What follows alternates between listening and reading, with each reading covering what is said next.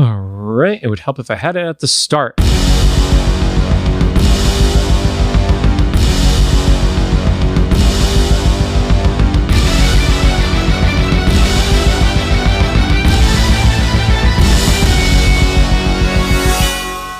Welcome, everyone, to episode 50 of Cyclops is Waiting for Me, an X-Men the Animated Series weekly recap podcast. I'm JC, and I can't believe Rod has been here recording with me for at least 65 hours, 70 if you count the Nightcrawler episodes with me. Yeah. Has it been a year now? Yeah, it'll be just 1 week shy of a year because we did skip 1 week in November. Yeah, holidays and stuff. That's not too bad for a year of recording. Yeah, 50 episodes in 51 weeks. Wow. We should not celebrate. Okay. We just had chocolate with Fireball in it, or Jack Fire, sorry. That sounds worse. No, it doesn't sound worse. Nothing sounds worse than Fireball, aside from like Everclear and I don't know that like absinthe. Yeah. Oh yeah, I don't like absinthe either. I don't like anise or like licorice. You mean you don't want to wake up licking the cement? Thinking, That's interesting hearing from an Italian. oh no, I don't drink that shit. Yeah. I just know friends who have drank absinthe with wormwood, and they woke up on the streets of Paris literally making out with the cement. Oh, actually, I thought you meant like the licorice tasted like cement. Oh no, I'm nice. talking literal. Okay, there's been lesser things that made me lick cement. And I'm Rod, and I had my 20s in my 30s, as you just heard. Cyclops is Waiting for Me is our weekly recap podcast. Oh, our weekly podcast series where we're going back and watching every single episode of the original 1992 X-Men the Animated Series in their original intended script order, building up to the release of X-Men 97 coming to Disney Plus in 2020. This year. Sorry, we're time traveling now. You're listening in the future. I have to fix the scripts. Hopefully later this year. Some quick reminders. We are a recap show about a series that started over 30 years ago, and there will be spoilers. You should know that by now. If you don't want it spoiled for you, pause the podcast, watch the episode, and then come back. But we will do our best to avoid mentioning anything about future episodes we have not yet covered. We are currently, nor will we ever be sponsored by Disney or Disney Plus. Anything's possible, right? 2023 will just be full of possibility. Were you one of those fuckers who was like, oh, it can't get any worse in 2019? Yeah, actually 2020 was pretty good for me personally, not the world. But don't forget to follow us on social media at Cyclops IWFM Pod on Instagram, TikTok especially, because hopefully we're still growing there. But as of recording this, we've recently gotten people to follow, so thank you for joining. I'm still not on there. Right? It's probably for the best. Yeah. But thank you for listening to our clips there. Twitter, maybe. Every week is a toss-up with Twitter. Yeah. Did you hear the news about that this week? Head honcho fired all the union plumbers. So guess what they did? Shit. Close. They left a shit ton of plungers that saying Twitter sucks on them on the doorsteps of the building. I respect that. Anyway. And now you have dated when we recorded the podcast. And Facebook. And of course, make sure to follow us on all your favorite podcast services. And finally, we record these episodes in batches right now. If you can't tell. Always evident. If we're reacting to any news about the upcoming series, it will be a few weeks behind. Like talking about how all the janitors are the plumbers at church. Oh, no, it was janitors. Sorry, I messed that up. It was janitors, not plumbers. That makes a lot more sense. People are going to be mad at you. Yeah. I was going to say, they have that many people employed just as plumbers there? It's a huge building, right? Usually you get a janitor who can do that too. You don't want to hire just a plumber. I don't believe we've made it 50 episodes in this ship. So now on to the show. Today we're going to be talking about season 4, episode 13, titled Family Ties. It aired on May 4th, 1996, currently sits at a 7.4 star rating on IMDb. I don't know if I remember watching this one in real time. I might have watched it in college, but I do remember it. I definitely remembered it because of the High Evolutionary, which obviously we could spoil things in the episode itself. He was always one of those characters that I remember from the original, like, trading cards, like the 1992 or 94 set, whenever that first series came out. Because I was like, this dude is so weird looking.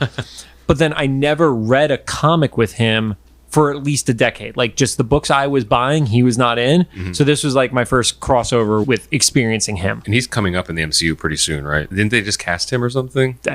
Maybe. I don't know. For me, the reminder was Bova, because when Scarlet Witch and Quicksilver were introduced into the MCU, I was like, the one thing I do know about these two is that a cow lady brought them somewhere. Yes, you are right. It is a character who is set to appear within Guardians Volume 3. Oh, okay. Oh, that makes sense. Okay. So that kind of connects with this episode because is Wonder Gore part of High Evolutionary is part of Rocket's backstory, I believe, right? No. Or something? Oh, he's not. Okay. Never mind. Then none of this connects things. I thought maybe that was going to be part of the connection. Nope. They may do that for that, but it is not in the comics at least. Well, the good news is that takes out about 15 minutes of questions that I would have for this podcast. But here's the thing, and we're going to get into it later, but that actually is not a bad call, that he may just be a part of the Rocket story. And like the otter girlfriend and stuff, the not animals. Yeah. Don't call him a raccoon. Yeah.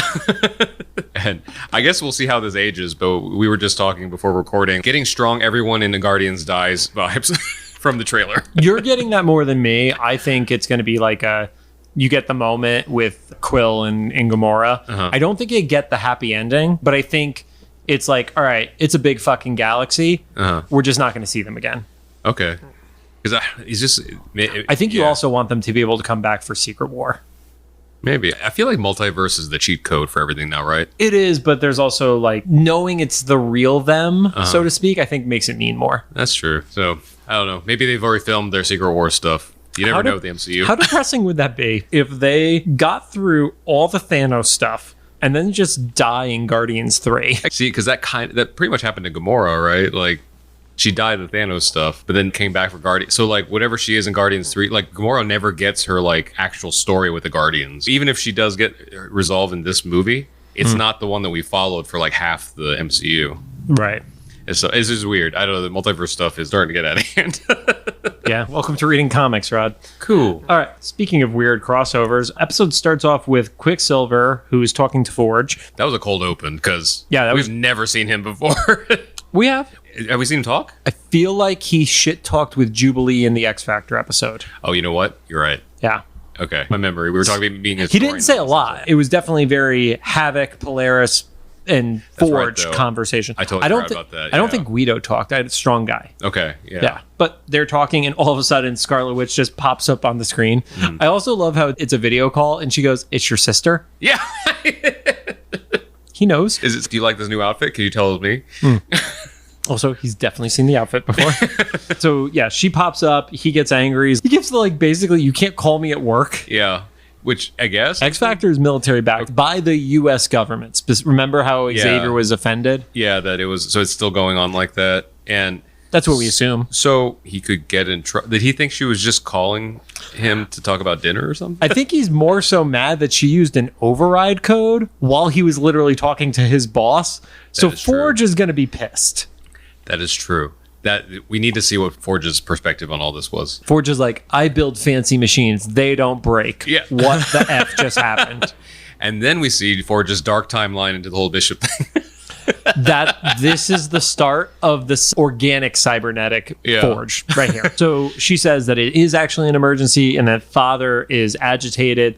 And then Quicksilver points out, I'm going to take the hummingbird, which... I was like, why? I don't know why it needed a name. Oh, I thought you were going to say... I was thinking, like, why do you need to take any vehicle? They have depowered... Actually, let's rephrase. I don't know if it's necessarily that they've depowered him. What we were talking about with Joe, power levels have increased over time in comics. It's just like the nuclear arms race of the characters. Yeah. And the modern version of Quicksilver could run across the ocean. Yeah. I don't remember where his power level stood in the 90s. So maybe he wasn't able to move at that level of speed. He wasn't slowing down time or something. Yeah. Even the modern version, it's not that he even slows down time. It's just like he's so fast. He perceives it so fast. Yeah. Can you imagine how many calories that dude must need to like consume? I forget who did. Someone did the math on the... I know it's different, but similar. Sonic? The Flash. Oh, I know MatPat did the Sonic math recently. Maybe it was him. Yeah. And they compared it to the Flash or something like that. No, it was just... like how much you'd have to poop and eat and stuff. It wasn't the poop. I can vouch it was not the poop. It was literally just like... For him to do the run where he went from like the halfway mark in the country to the coast and back. In the movie. Yes. Yeah. Yes. Yeah. It was specific to the Sonic movie. Yeah. That's similar. There was somebody who talked about like the Flash and like how much he'd have to eat because he made it. I don't watch the show, but he made a comment about how many calories he has to eat. In the movies he did. In the movies? Okay. In the movies. And so someone did the math of like how much like pizza or hot dogs, whatever you have to eat. And so you would constantly be shitting to have to... Because even if, like, calorically you take that much in, there's still waste product of the volume. You do not have a perfect digestive system. Yeah. So he's running and also just, like, laying logs on the way. Yeah. You've ruined that character for me forever. Wasn't Ezra Miller. Now I have two people who've ruined that character for me. Then the only thing that stood out to me about the name The Hummingbird is the Blackbird is the X-Men's jet. Oh, that's funny. And it's a tiny version. So was it just we got a better ship, but it's smaller? I don't know. It's a little more stealth. Yeah. But he ends up over in southern Romania with his sister. There's an old man in a bed who gives the vibe that this is who they feel their father is. Mm-hmm. It's very hard to watch this episode because of all the things we know from comics and even just comic pop culture at this point. But I appreciate that they address it very quickly, that it's only a minute and a half into the episode, maybe. Yep, 20 years kept this secret. Okay, cool. He's yep, I'm not your dad. So Scarlet Witch and Quicksilver are only like 20-something years old? Something like that. That is wild. Remember, like, we've even been talking about it, like... Yeah, everybody's in their mid-20s. Yeah, the oldest of the X-Men is maybe, like, Storm, who's 30? Yeah. Yeah. But can you imagine being like not even drinking age and working for the U.S. government? I guess that is true what happens now, but... I was going to say, Rod, have you seen real life? But at that level, you know, like be super powered and stuff. I don't know. Anyway, I thought originally that their father was on their deathbed, but the more I watch the episode and the more I'm reading my notes, is that not the case? Is he not dying? Oh, he's definitely dying. Oh, okay. No, that's what he's saying, because he goes, I got to reveal a secret. I kept it for 20 years. And I think he's rounding. I think they're legally old enough to drink. Okay. He goes, we are not your natural parents, but I've been released from this vow. Mm-hmm.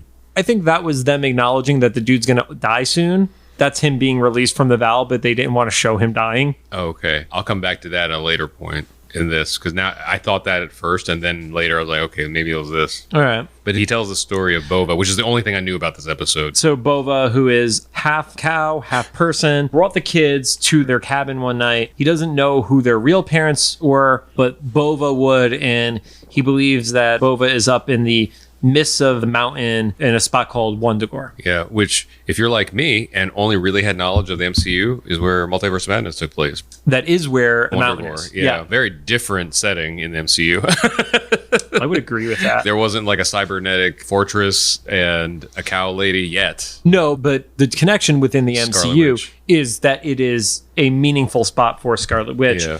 In the comics, you actually will see at one point after House of M, when Scarlet Witch lost her memory and she doesn't remember any of the events of House of M, Hawkeye, who has returned from the dead, goes to kill her. Oh, okay. She killed him, it seemed appropriate. Yeah, but she's in the village just outside of Wundagore. Okay. So it's very much, aside from Evolutionary, it is the spot where the most associated to Scarlet Witch. So I guess it'd be interesting too to see if High Evolutionary in Guardians is attached to Wundagore in the MCU at all, or if they're just going to completely separate it, because they didn't give any hint that there was anybody else involved with Wundagore in Multiverse of Madness. It looked like it had been abandoned for centuries. So the part that I was just looking up, because I couldn't remember the name, they don't mention it in the episode, but the species of the half human, half animal beings is called the New Men. Oh, okay. Which that was in 70s? No, earlier. So the first mention of the New Men came from Thor from December of 1966. Oh, wow. Okay. Yeah. Thank you, Wikipedia. Yeah. Yep. Yes, he tells the story, and then the twins, essentially, if we haven't said it yet, Wanda and Pietro are twins. Yeah, they have not acknowledged it yet on the show either. Yeah. But I think that's like general pop culture knowledge, like you said before. Yeah. They're literally in the post-credit, they're referred to as the twin for... Which one was it? Was it Avengers that the twins were revealed in the post-credit? Or was it Ultron? No, they were, because they were in Age of Ultron. So I guess it would have been Avengers, right? Yeah. Wow. Or Civil War. Or it's one of the... No, it's not Civil War. You're going totally out of the water. One of the middle ones. Yeah. I don't remember. No, but we're screaming at their car radio now. Yeah, but so the twins, their adoptive father's like, go find her. And the twins are like, but we can't just leave you here. And then the adoptive father's like, I'll be fine. But he's like dying, right? Right. But he said he's going to be fine. If I had to try to force an interpretation out of it, it may just be, this was the last thing I needed to get off my chest. I can die okay. And I might be reaching, but... Yeah. At that point, unless I missed something, I felt like they didn't give a reason for urgency of going at that moment instead of being by your father's deathbed. Except for him telling them to go. Maybe they're just very respectful kids. Right. Listen to dad. Fast. Yeah. Yeah, we could get up there in like 15 seconds. It's fine. But he also doesn't believe it either. Wanda doesn't really make a comment back about it, but Quicksilver, he straight up says, I don't believe this. Even in a world full of superheroes, if your dad was like, no, you're not my kids, a cow lady brought you, I would have a few questions too. You're literally talking about two mutants. That's what I mean, though. I'm not saying you would deny it necessarily. Just be like, I have a few follow-up questions. to further confirm. Because even later, the High Evolutionary needs some confirmation. So we jump to the mansion, and there's a figure skulking outside. Inside, in a really nice looking study, Xavier's reading a book, and he's like, you always were prone to theatrics. And we get the reveal of Magneto there. And it's Magneto in an outfit we've never seen him in before. He's like in a trench coat. He's like... It's a little nicer. Yeah, it's not the bombastic outfit, like the spandex or armor-clad Magneto. Or like Rod called him Daddy Magneto from the alternate present episode from One Man's Worth. And he's like, so what'd you do with Wolverine? Yeah, because he was on sentry duty. Yeah. And he pulls up his little monitor, and Wolverine is just getting electrocuted on camera. Yeah, was he getting electrocuted, or he's just bound by something, or both? Both. Yeah, he was bound and being electrocuted. Xavier doesn't dismiss it, but he's a little less concerned that you might think he would be of someone he's supposed to care deeply about. Yeah, I feel like if it was anybody other than Wolverine, he would be freaking out more. Although, timeline of script order, Wolverine has recently been traumatized by Proteus. How long has it been, and how much therapy has there been? Because it's like the one thing that Wolverine can't quickly heal from. Trauma. Yeah, like being liquefied. Yeah, the emotional trauma. Yeah. But Magneto's basically like, yeah, I wanted to talk to you in private, implying that if I showed up and knocked on the front door, Wolverine's not going to let him in. Yeah, good point. Or any of them. Yeah, but he says he has news that Magda is still alive. Did you, like, not being as closely tied to the comics as I am, did you know who Magda was? Not outside this episode. I think I remember hearing it just from this because I was like, it's a little on the nose for Magneto's wife. Yeah, and then we would eventually learn in the comics that Pietro and Wanda might not actually even be his blood children. Oh, okay, I didn't know that. But Polaris still is. There's like a mess of shit. Yeah, because I didn't know if they were trying. I'm guessing they weren't alluding to it in this, but I'd always known the pop culture thing of Pietro and Wanda kind of being romantic as well. Yeah, that they definitely removed from this, and it was never full romance. It was like it never crossed like the cruel intentions line. That I feel like is the line. They never went to that point. Yeah, but they were closer than a standard brother sister would be. Jeez. Okay, so I should address this. Oh, speaking of, shout out again to Romance at a Glance podcast for letting us borrow their equipment. I was talking to Shawnee. I'm sure they're really proud of us right now. So I was talking to Shawnee about this. One of her favorite lines from our Nightcrawler saga with Joe was when I said, you know what doesn't happen in Wakanda forever? When we were talking about Nightcrawler getting like busy with his sisters. Yeah. Shawnee, I know there's a chance you're listening to this because we're using your gear. This also didn't happen in Wakanda forever. They do share DNA later. You've made everything worse by talking. Yeah. Just saying how it is. Xavier gives the pragmatic response, which is, you've made a lot of enemies over the years, so this probably could be a trap. And to Magneto's credit, Magneto's no idiot. He's like, yeah, probably, but that's why I want you to check for unusual mutant activity in the area. They don't come back to that. Thank you. I was literally just going to point that out. That never is addressed again. And I didn't know. Because in theory, unusual mutant activity could be the presence of Pietro and Wanda. Because it's mutant activity. Yeah. So is the evolutionary not a mutant? I do not believe he's a mutant by the X gene standards. Okay. Yeah. Because then I had just in context assumed that meant all those creatures and stuff like weren't either, like the Bova type characters. Right. They are manipulated through genetic engineering. Yeah. Like how the mutates are not mutants, the new men are not mutants. And but that also brings up a whole host of questions of if Xavier is scoping out this area, whether I don't know if can he do it remotely, I guess it's a Cerebro thing or something. It was for Cerebro. If he's like, there's not any mutants, but do you want to know about something else weird around there? But he also can't check the else weird. It's literally Cerebro's programmed just mutants. That is programmed for mutants as a default. Okay, so the movies thing with the humans was like a separate like thing for the movies. Fuck the movie. Okay, yeah, exactly. Yeah, no, we do not use that bullshit as our... No, I just didn't know if that was a thing. I thought it was like any human mind or something. No, I mean, it could be theoretically reprogrammed to amplify psychic abilities and stuff, but the default of Cerebro is to detect mutants who are experiencing their mutation so the X-Men could go help them. That is the default reason for Cerebro.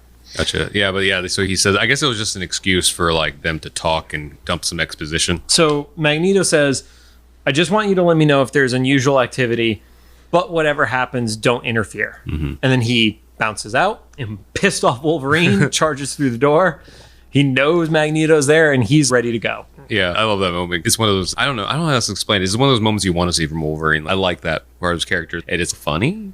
I also find it's definitely funny, but I feel like he hasn't been fully briefed on Magneto not being a piece of shit during Asteroid M, because he's like still, I don't even know if like holding the grudge is the right word, but he has this perception of the pre-Asteroid M Magneto as being the person they're interacting with. Yeah. But like that's also the same Magneto who like fought alongside them against Master Mold. Oh, I feel like Wolverine doesn't need to be as angry right now. I see that. Although I would probably lean more towards Wolverine's things. Trying to kill me a couple times is one too many times. I mean, you're not wrong. But Xavier doesn't respect Magneto's wishes, and yeah, you should follow him. So Wolverine's gonna follow Magneto out there. Yeah. But I feel like that could be always one of those Marvel one-shots, is like whatever Wolverine did to be incognito to follow Magneto to southern Romania in the trench coat on the plane and stuff. I don't going through TSA. Oh my god. Remember I said sometimes I want to do a video episode just once to get my reactions?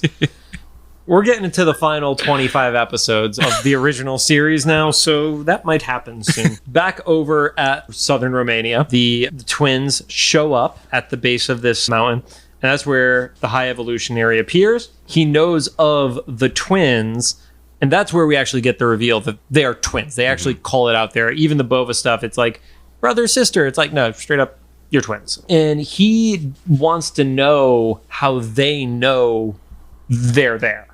Yeah. That's did the dad give him directions? I mean, they just figure it out? He gave indications with the mists of the something mountain, and I don't know exactly. Oh, the mists of the highest mountain.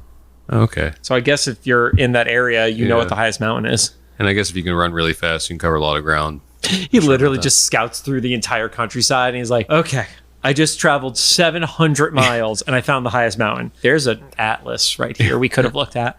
And better yet, if he had been holding Wanda that whole time. It's just her getting sandblasted from all the shit hitting her in the face as she's running. That is the one thing I'll give credit to the X-Men movies for, was when Quicksilver's like, let me hold your neck. Because, yes, anyone traveling with you would probably have a host of problems. It's an instant Gwen Stacy whiplash the second he starts running. Yeah. First episode of The Boys. Yeah. Like, things with speedsters. Like, these are problems that would very much happen. Yeah. Oh, poor speedsters, especially Flash, who shits constantly. Represented by Ezra Miller. Just gonna keep bringing that up, aren't you? But High Evolutionary does not believe them, worried that they're spies set to steal his secrets. You could tell he's like the weird eccentric, and it's almost like Howard Hughes' personality. I can see that. Where it's just he's in his own little freaked out world, and then he has just a bunch of people who are like subservient to him. So nobody's telling him he's a freaking lunatic. Well, I guess if you literally create your your community.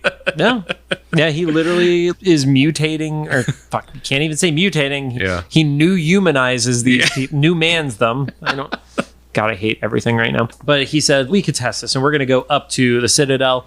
And like how with Magneto, we get the yellow orb that lets people fly up. He gets a pink one. Yeah, they're color-coded. No. And then I was trying to figure out if that was a reference. The first thing in the lab is there's this creature that looks like a troll, and I didn't know if that was supposed to be a reference to Pip the Troll. Oh, okay. Yeah, I didn't even know anything about Pip until the MCU Eternals movie. I mean, to be fair, nobody knows about Pip outside of the comic nerds. Patton Oswalt. Yeah. He was very excited for that. You know what? I'm an MCU fanboy, and I admit, like, I suspend my disbelief for a lot of things. I love the MCU, even in some of its worst moments. Pip was arguably the worst rendered character in the MCU. Like, PlayStation. Shy of some of the visual effects from the first MCU associated Hulk movie, which was technically pre-MCU. Yeah, where we were talking about this before recording. Like, those are kind of like the sometimes why situations with vowels. But Pip the Troll, it was, I think they even, like, either Patton Oswalt or somebody from Marvel agreed. They're like, yeah, that was a little tacked on. Yep. So he brings him over and he says, we have to check your genetic records because you've been here before. At first I was shocked because I thought that was implying that they were created. But I guess it means it's just kind of a guest book, essentially, if you're there. One thing that doesn't get addressed in this episode is why did Bova bring them to the family instead of keeping them there? Oh, yeah. And maybe it could just be, now we're going completely out of order, but who really cares? But maybe it's just they were not exhibiting powers when born. So for him, as the High Evolutionary who has all these like new men, half beast, half thing, he's like, I don't want to take care of a baby. Fair. Or two of them. Yeah. Yeah, they might be shitty regular humans. We don't want these. Bova, go, I don't know. He probably told her to throw him in the trash and she didn't listen. Right. Throw him in the river. That worked out. Foreshadowing. So they're able to scan in this like device that scans their arms without blood. And then I paused the screen. It looked like a Windows drop-down menu. I was wondering about that. In the pre-Windows 98 era. So it was like DOS drop-down vibes. It was like an actual screen cap of something in like real world.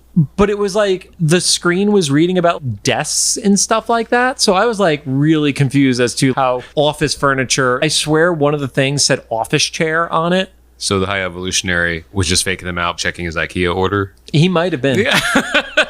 It literally could have been an IKEA order on that screen. But he confirms and he's like, okay, cool, let's take you over to Bova because you're good now and I believe you're actually them.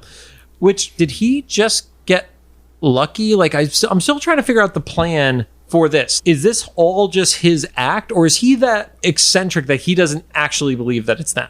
Yeah, there's a lot of unclear things that I didn't really understand about this episode. That I guess, Which, it also had a pretty high rating. It was like in the mid-7s on IMDb. I personally felt like that was Quicksilver and Scarlet Witch, because, you know, I don't know if they were actually cooler, or you didn't see them a whole lot. So there was, like, less opportunities to not like them. Because at this point, we have only ever seen Scarlet Witch in one Flash cameo in another episode. And then we saw Quicksilver in that as well as the X Factor episode. Yeah. They go to Bova and she says, you know, she only knew their mother, who was fleeing from a mutant who was destroying a village, gave birth to the kids, decided to flee, and didn't survive the winter. That's dark. Great story. Glad we came up to the mountain. Like, why did you not try to help her? And maybe High Evolutionary is just this kind of eccentric control bag freak. And he's... See, this was one of the first times I was thinking, like, maybe it was Bova that hit up Django to tell him he could tell them about their birth parents or whatever. But I couldn't tell. Once again, it was a vague thing. Because it looked like she was expecting them. You know? Yeah, and then this part, because we know that Magneto has gotten word that Magda's alive, stuff is starting to fall into place that even if you don't know the story of these characters, it's, oh, they say Magda fled. Okay, that's the thing. She's very hesitant to say the name Magneto, and I legitimately don't know if Bova is in on the plan because she's in on the plan, or she's in on the plan because she's being forced to. Yeah. And if she's being forced to, she's actually a pretty good actor for somebody who's under duress. Yeah. If she's in on it, she's a good actor because she actually feels like she doesn't want to cause them more pain. Yeah. And I don't know which one it is. Yeah, because we don't know enough about her. Yeah. And so Quicksilver, he's like, well, where the fuck is he then? Which... You work for X-Force. Factor. Factor. Oh, Yes. X-Factor. Yep. Force is Cable's crew. Jeez. Too close. I started thinking about it after we had Joe Slepsky on a few episodes ago, where we talk about the artwork that Cable is featured on in the in-between episode stuff.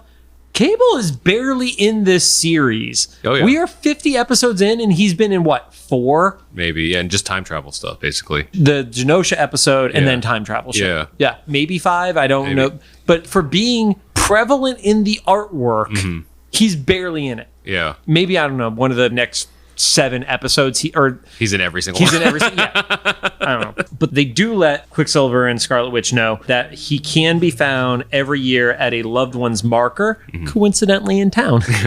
So that's the point where you're supposed to be like, oh, this is a setup. Yeah, this is where the setup is. Yeah. And this is where I thought, was like, okay, so this whole thing was that's why the dad, he might be sick, but maybe not dying because they left his father there. But then that's why he was like released to tell the story for some reason. I don't know. Yeah. A lot of moving parts. Yeah. Could Evolutionary have basically been like, look, you don't see these kids anymore. One of them moved to fucking America. Right. Or even if it wasn't that deviant or whatever, like he tells Bova, like you said, was forcing her hand, is like, go tell whoever the dude was who dropped the babies off. Yeah. That the real story or whatever.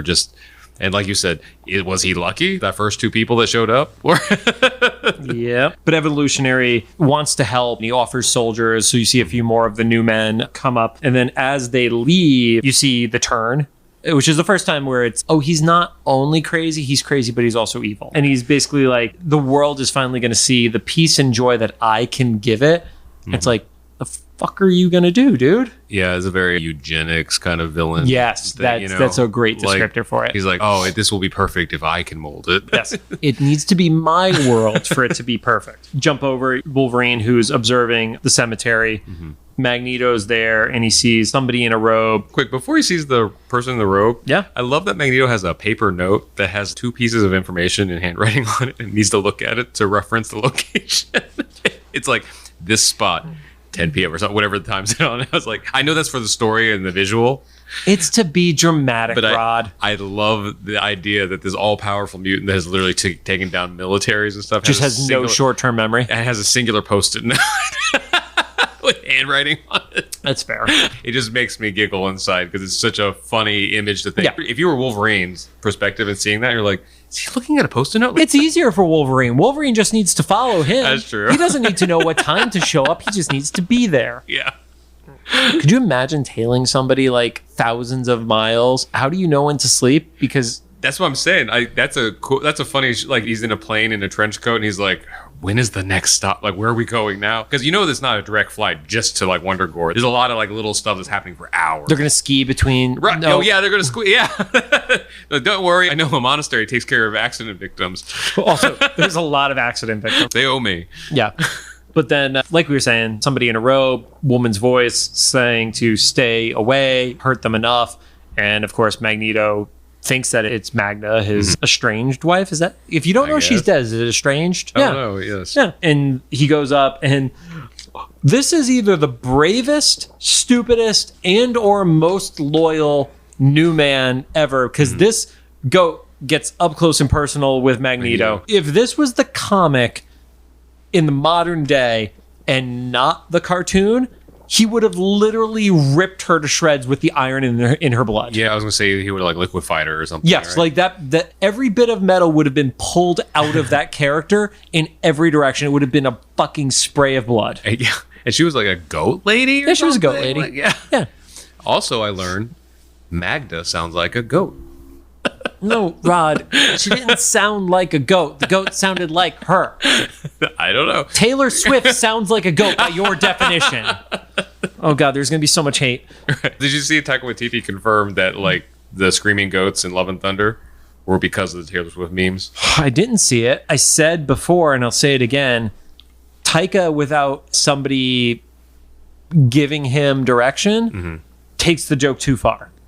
And that's why instead of 3 times, the goat screamed like 15 times. Yeah, the whole movie. Yeah. But at that point, Quicksilver and Scarlet Witch show up and the fight breaks out. And we also get a 4-on-1 with more of the new men showing up to aid them. And then Wolverine gives the Isle of Dr. Moreau reference. Yeah, I was like, I'm supposed to remember this. I know the name, but I don't. I'm guessing just animals and. There is not just the story, The Island of Dr. Moreau, but it was also parodied in The Simpsons Treehouse of Horror, where they go to the island and Homer becomes half walrus, Marge is like half cat. It's the half and half scenario. Okay. Here, there's obviously more human than beast. I don't remember the name of the toy, but there was specifically a toy where if you put your finger on the hologram on their chest, it would reveal like what their power was. Visionaries? Nope, different one. Keep going. They're the little ones. Yes. The really tiny ones. Battle Beasts? I think it might be Battle Beast. Battle Beasts? I know, because they didn't move too. Maybe their arms moved, but they were really, really tiny. Yes. They were like thumb sized. Yes.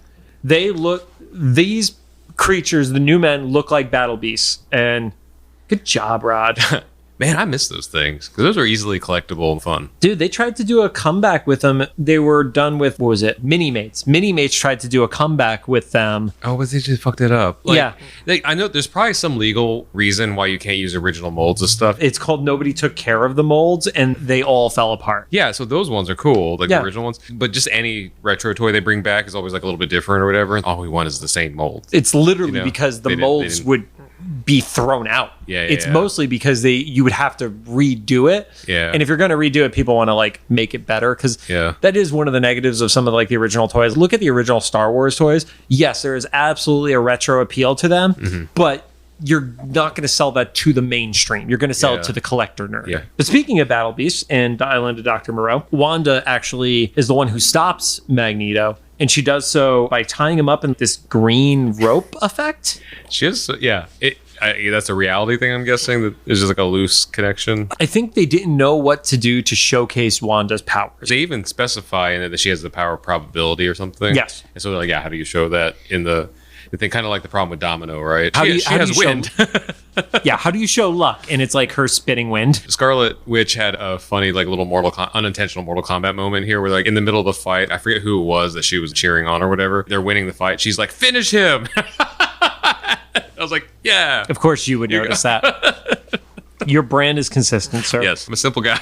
So as soon as she has him tied up and hanging him in the air, the creatures turn on them. Wolverine's still just watching. And that's the point where Wolverine is like, oh, okay, I should probably do something now. So Wolverine jumps in on the fight. As that happens, he actually lands into the graves marker for Magda. Oh, yeah. Of all the ways you could help, you literally crushed the one thing that would piss off Magneto. So a couple questions. Yes. Was that supposed to be Magda's grave? Yes. They never really said. Okay, and then second, I think you had pointed out before we were recording, this was specifically a marker, not a grave. I think that was just to not say gravestone. Yeah, so that's And like a standards and practices thing? Or? I don't know. I think it was probably just, they say didn't survive rather than she died. It is still a Saturday morning cartoon. Yeah. So I think that might just be, let's not bother standards and practices. Or they did, and then the standards and practices person told them, no, tone it down this spot right This now. happens after DuckTales, please don't. Or no, this is Fox. Okay, I don't know, whatever. It might have happened after Batman, which, yeah, who knows? This is a light note. I don't know. Yeah, it's the darkest morning to grow up on.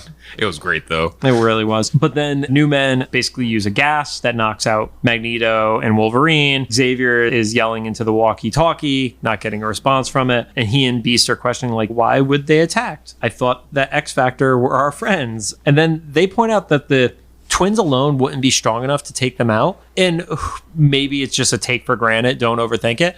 But again, we've never seen interaction between the X-Men at all with Scarlet Witch at this point. So how does Xavier know that they're twins? Sit. I see Rebro. Oh, sure. But here's the thing. He literally didn't know about the government mutant program that was happening at the government facility. Yeah, the telepath. Yeah.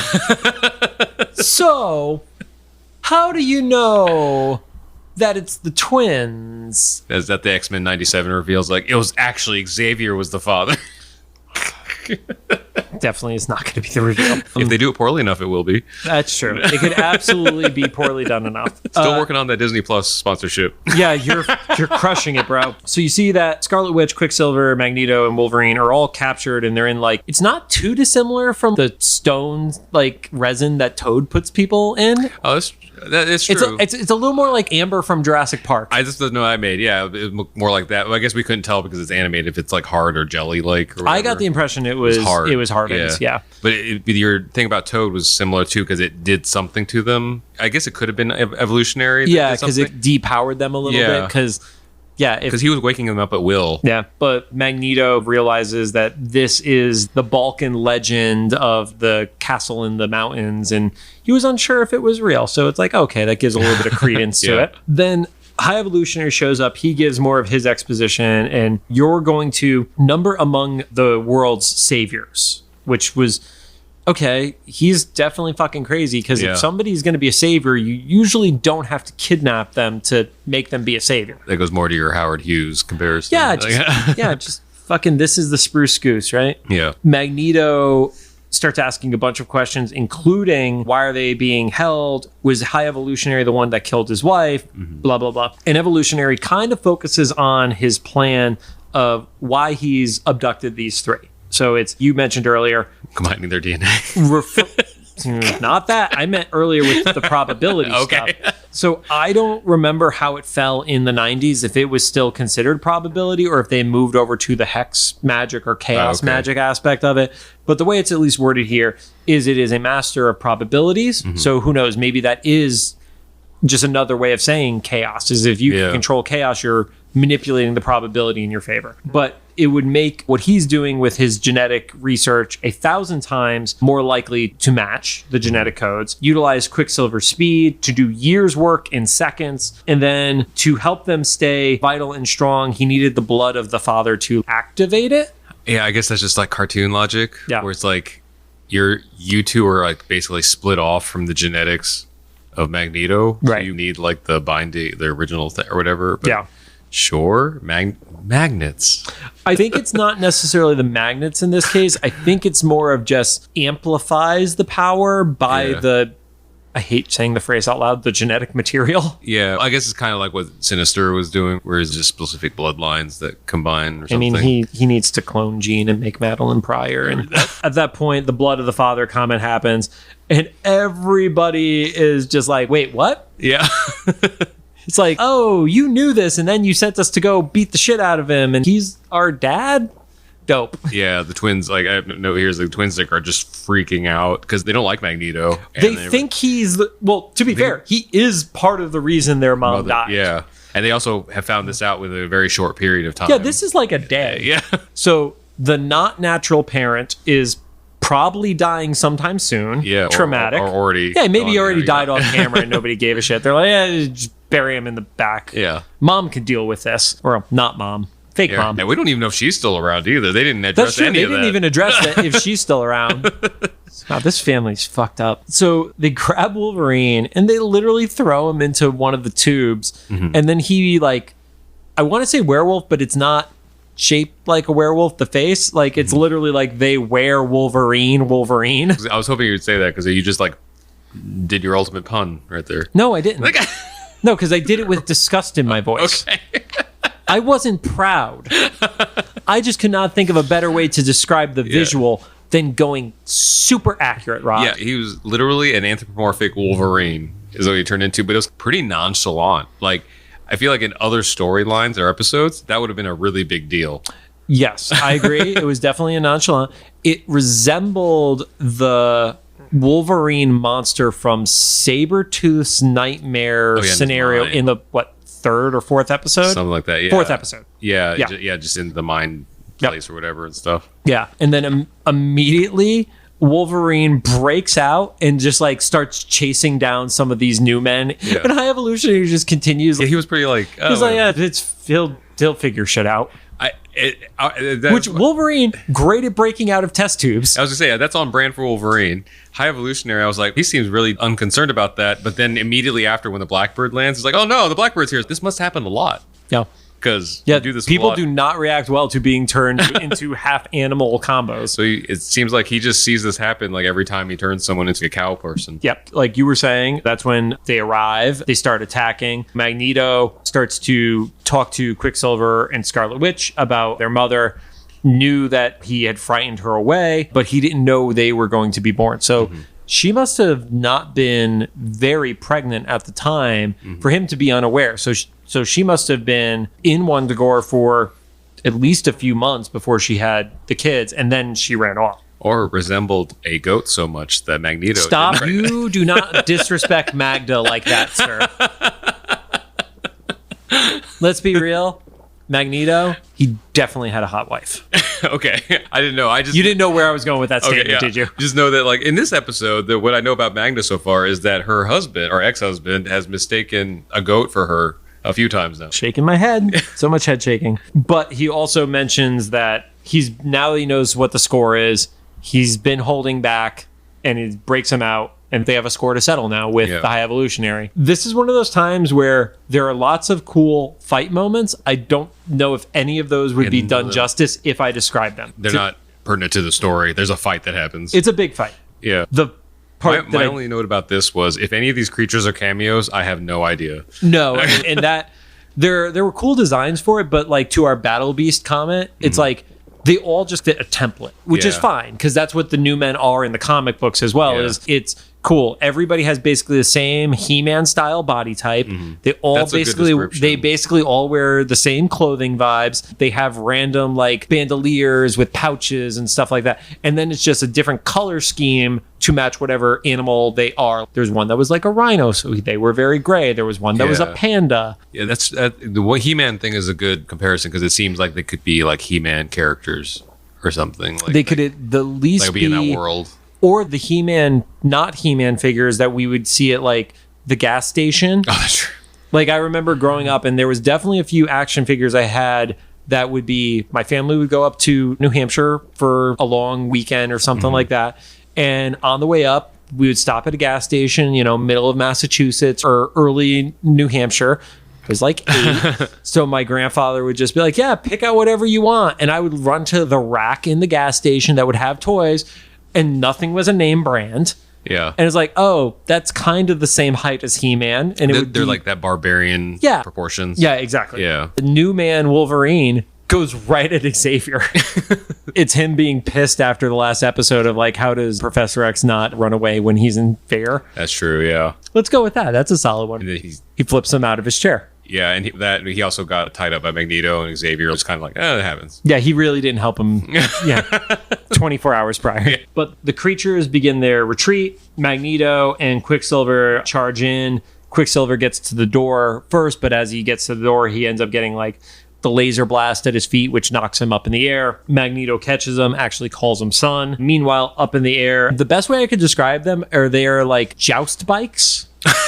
I didn't even know that. Okay, yeah, I can see that. If they did a modern version of Joust instead of the little like flamingo ostrich things, like a speeder bike kind of thing. Yeah, I can see that. But Scarlet Witch is riding in one, and it gets shot, and then maybe this is attributing it to her probability control, but she just lands very softly into a tree, which I feel like would break her ass the way that she landed. Yeah, well, you know, the Domino's wind power. So Stop Scarlet talking Witch about has Domino's wind power. So You know that's a fucking lie, Rod. So Scarlet Witch has... Throw my notebook at you, Rod. So Scarlet Witch has gentle breeze. You're just going to push through it, aren't you? Oh, shit. We're only 2 episodes into this session. Wundagore starts actually like folding up on itself, and it becomes a legit flying saucer. And this is one of the differences between the MCU Wundagore. You mean the collapsing mountain? Yes, I would agree. The cybernetic fortress. One of the 75 differences that this is one. Yeah. But then it, like, to my point of it becoming a literal flying saucer, it goes over the new men that are in the battlefield and literally scoops them up with a tractor beam. I wonder if that's either a reference or just part of the culture of the 90s, the UFO scooping up livestock. Yeah. Tractor beams. Oh, shit. I didn't even realize that because, like cows and stuff and horses and things. Now there's a whole, like, side mythology in my head of, were all these characters, like, abducted from a field by the UFO? Yeah, because I was actually wondering, did they start as humans or animals and then work backwards? If they start as animals and work the other way, then that makes more sense with them being more animal-like. Because...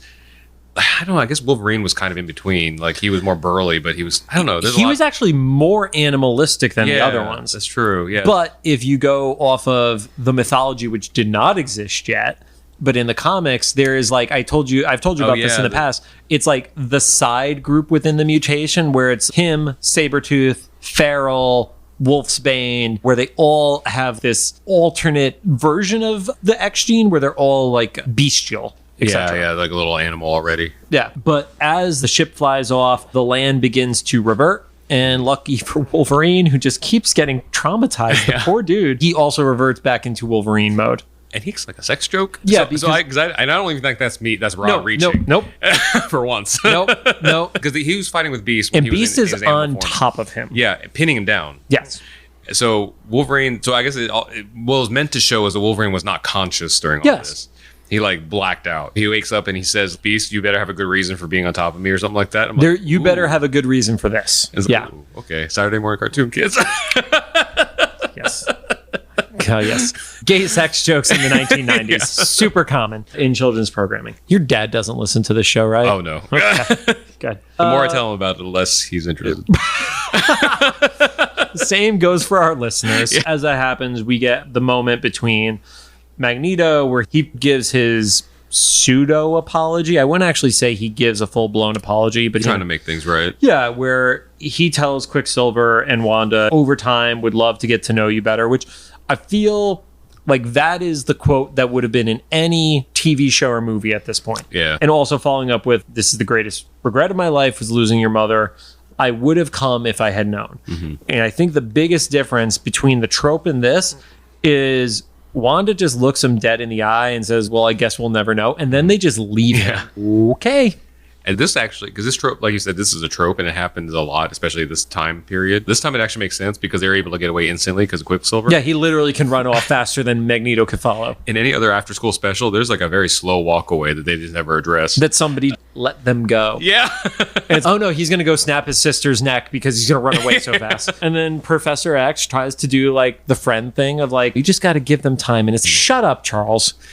Yeah, and then Beast comes up and gives an Isaac Watts quote. If I'm wrong, then someone correct me, but I believe the youth group kid in me remembers Isaac Watts was a hymn writer. So not even like an old school hymn writer, like way back before recorded music and stuff. So interesting for Beast. According to Wikipedia, Isaac Watts was an English congressional minister, hymn writer, theologian, and logician, something with logic. And he wrote religious music? That's interesting. Dude, it interesting. starts with minister and hymn writer. Okay, yeah. Oh, okay. They buried the lead. His works include When I Survey the Wondrous Cross. Yeah, that's where I knew him from. But also Joy to the World. So he wrote the lyrics to Joy to the World. Because I believe Handel did the music. Right. But I'm just saying. Yeah. You're burying the lead. Isaac Watts wrote Joy to the World. He did XYZ after. Yeah, so interesting for Beast, who, obviously he's like read a lot. I guess maybe the logic and the philosophy stuff might have been why he knows him, but it's like interesting for that moment to quote someone like religious. I guess is more of hopeful. I don't know. It was a weird, like because he even says to quote Isaac Watts, and I was like, why would you specify that? Because nobody else would know that quote, Rod. Because normally he just spouts off quotes. But he usually says quotes that are more famous. I don't know. It was just. I don't know. It's just a religious. Your assignment before we finish this series. To read the book. No, you're not going to read the book. Just the chapter that is Beast quotes. Okay. Yeah, I don't know. So that was an interesting thing. I don't know what that means for Beast. If that was his moment of trying to be like sympathetic or something. Reading this directly from previously on X-Men, the making of an animated series. After a major struggle, Magneto discovers that Quicksilver and the Scarlet Witch are his children. Though they fight side by side and survive, the twins are bitter at Magneto for the loss of the mother they never knew. Magneto cries out, wondering if they will ever forgive him. Hank comforts the X-Men's usual adversary, saying to give it time. To quote Isaac Watts, time, like an ever-rolling stream, bears all its sons away. They fly forgotten as a dream dies at the opening of the day. Oh, and it doesn't say why. I guess it's just like an inspirational thing or something. Yeah, I guess the original of it from Isaac Watts, oh God, our help in ages past. Oh, so he actually quoted one of the hymns. Interesting. Yeah. I don't know. It just stood out, I guess, is the bigger thing. It might not even have anything directly to do. It's not that deep, but I'm just so used to Beast like quoting stuff that's more science-based. Or like political or secular philosophy and stuff. I don't necessarily remember like a religious reference from him before. So. Yeah, because he's done like James Harvey Robinson with the Human Comedy, Ozymandias, Greek mythology. He's done hymns before. Also in A Deal with the Devil, he hits a hymn there too. Okay. No, the shit we don't know because I don't read ahead. And then Magneto flies off. Yeah, and then but Magneto, when he flies off, he says, "No one will ever know losing someone twice." But I thought it was interesting that he said that to Xavier, Wolverine, and Beast, who literally have lost several people multiple times. Who? Because Wolverine has Jean a couple times, and then Beast. Fair with Jean, because they weren't like in a relationship. No, but to your point, they have thought Jean has died twice. I guess it's the Beast lost the ship doesn't count. And Rod, he only lost the ship once. That's true. Well, I don't know about the future though, because I don't know. Remember we had Future Beast. We're like, where do you get all that other stuff? This is not it's not future. It's alternate present. Yeah, but also even if you just take Jean, all three of them, arguably. But when the stuff has happened with Jean, it was almost always they lost her, but she was back really quickly. Yeah, I get that. Yeah. So this was I have not seen this woman in 20 years, presumably, and then again get the full confirmation that she did die after having the hope she might be back. Knowing it was a trap, though, Did he really think she was what I back? saying, Yeah, that I do. Like half expected. And also, like, this group of people have been through, I think it's hard to compare whose traumas compare to whose because they're all so wild. You mean the guy that turned into liquid metal after having liquid and metal injected in his body decades prior? And then Xavier, who has been visited by time traveling versions of his students and stuff. Like, there's like a lot of stuff that's happened. Eric gave a comment talking about how there was part of the price that they paid with the show was taking these stories, which have been around for 30 years, and there are certain themes that do end up being repetitive, but they were able to personalize them and keep them fresh. Because, like this story is a version of a tale we've already heard within the show itself, people finding out loved ones who have died and who's related to who and stuff like that. Even just getting the Mystique reveal in the Nightcrawler episode. I was gonna say, and stay tuned if you want to hear another traumatic story about parents for next week.